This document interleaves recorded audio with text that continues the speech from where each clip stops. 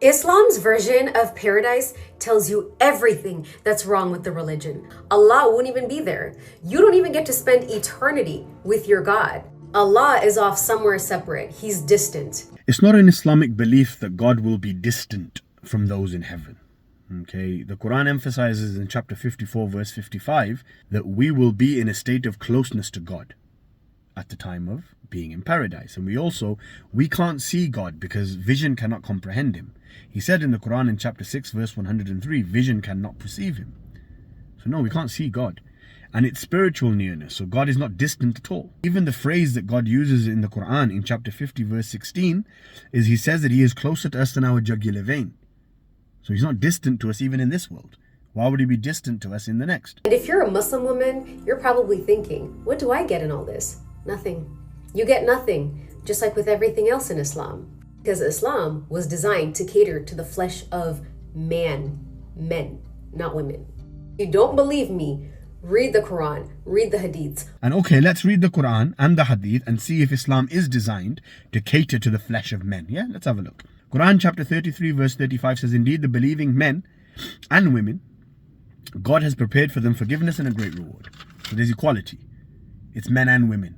Great reward. Not great reward for men and nothing for women, right? Wasail al-Shia, volume 8, Imam Sadiq, peace be upon him, said, education is a necessity for every man and woman.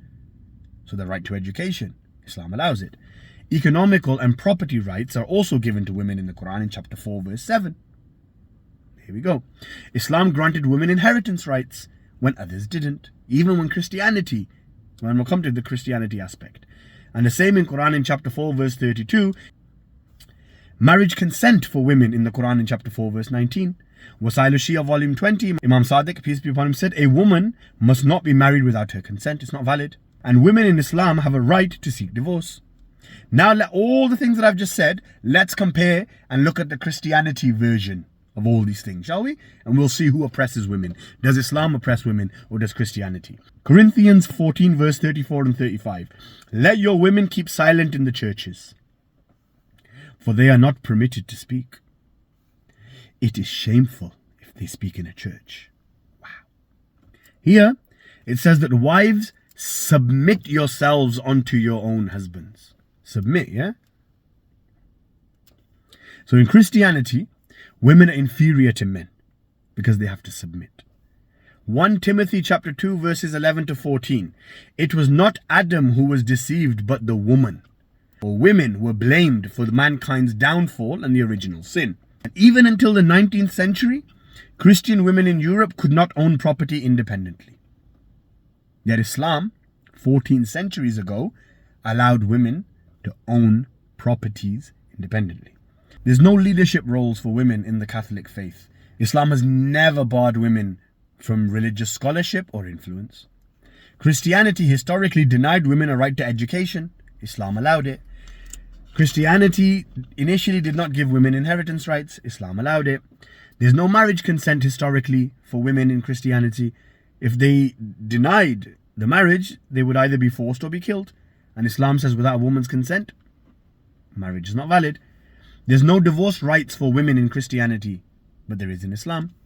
There's no female leadership in the Catholic faith, but in Islam there is. Islam granted women rights. So it's just to sum up, right?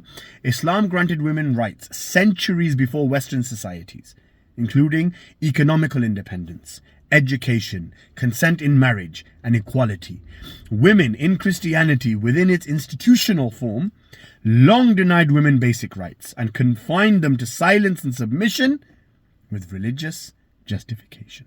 And we have narrations that say women are entitled to all rights of ownership.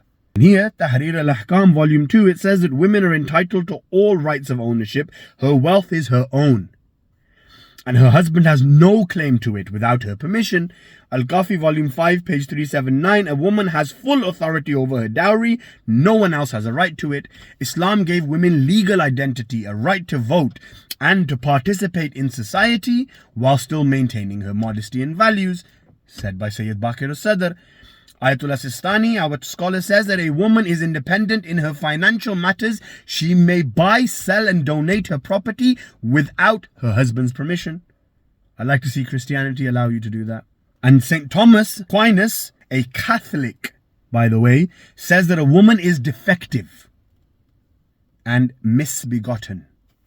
Canon law, which is the church law, a woman could not testify in court, own property, or inherit. Islam allowed women to testify in court, Islam allowed women to inherit, and Islam allowed women to own property.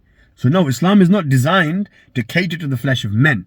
Islam is designed as equality for men and women, as I've just shown you, whereas Christianity is designed to degrade and belittle women.